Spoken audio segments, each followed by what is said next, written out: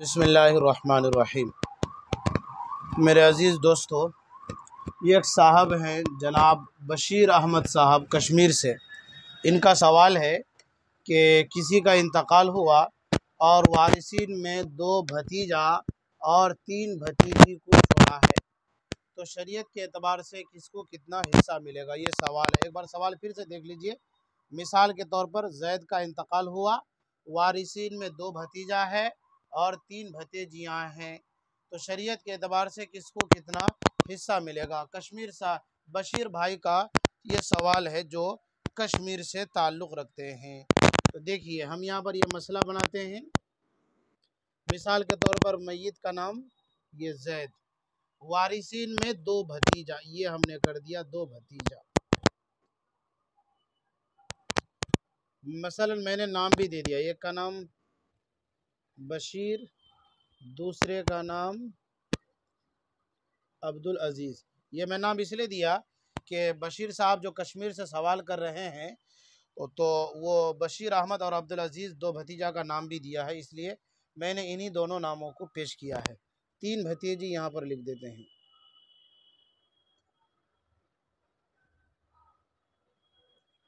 3 بھتیجی، تو دیکھیے بھتیجا یہ اسباب نفسی کی قسم میں سے ہے، لہذا بھتیجا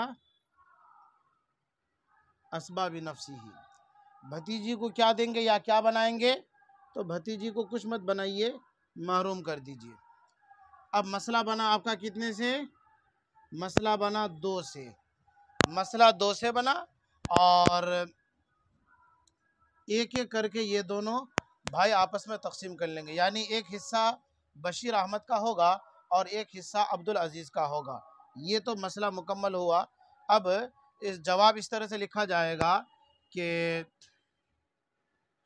بعد ادائے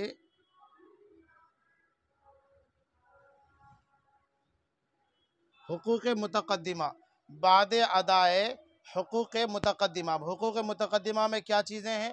نمبر 1، میت کے مال سے سب سے پہلے کفن، تجہیز و تکفین کا انتظام کیا جائے گا۔ نمبر 2، قضائے دیون۔ نمبر 3، اگر وصیت کیا ہے تو تنفیذ وصیت بثلث المال۔ یہ ہے حقوق متقدمہ۔ بہرکیف بعد ادائے حقوق متقدمہ یعنی تجہیز و تکفین یا کفن دفن، قضائے دیون اور تنفیذ وصیت بثلث المال کے مرحوم زید کا کل ترکہ، مرحوم زید کا کل ترکہ، زید کا کل ترکہ 2 حصوں میں تقسیم ہو کر کے، 2 حصوں پر تقسیم ہو کر کے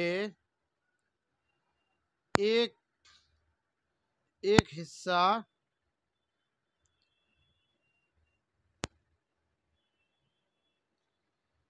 ہر ایک بھتیجے کو شرعاً ملیں گے،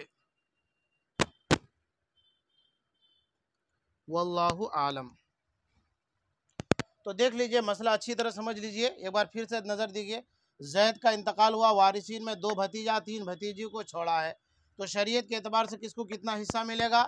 تو یہ نقشہ آپ کے سامنے بنایا گیا، 2 بھتیجا یہ لکھا گیا، بھتیجا کا نام بشیر اور عبدالعزیز اور 3 بھتیجی، تو 2 بھتیجا یعنی بشیر اور عبدالعزیز یہ اسباب نفسی ہی ہیں، لہٰذا ان کو اسباب بنایا گیا اور 3 بھتیجی ان کو محروم کر دیا گیا۔ کیوں؟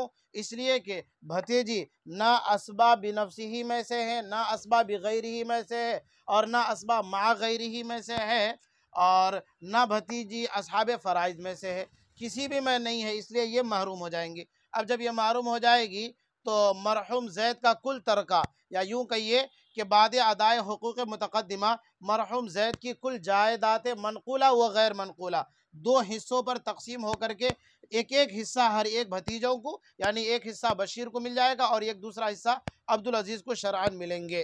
تو یہ اس کا جواب ہوا۔ آخر میں اگر آپ کے ذہن میں یہ سوال پیدا ہو رہا ہو کہ بھائی آپ نے بھتیجی کو محروم کیوں کیا، تو میں نے اس کا جواب پہلے ہی دے دیا کہ بھتیجی نہ اسبات بنفسی میں سے ہے، نہ اسبات مع غیری میں سے ہے اور نہ اسبات بغیری میں سے ہے اور نہ اصحاب فرائض میں سے، وہ کسی میں بھی میں نہیں ہے، یہ भतीजी, इस वजह से भतीजी को महरूम कर दिया गया और मरहूम जैद का कुल तरका, कुल जायदात मनकुला व गैर मनकुला दो हिस्सों पर तकसीम होकर के एक हिस्सा एक भतीजे को और एक दूसरा हिस्सा दूसरे भतीजे को शरअन मिलेंगे। मैं उम्मीद करता हूँ कि बशीर अहमद कश्मीरी बहुत अच्छी तरह से ये जवाब और ये मसला समझ गए होंगे।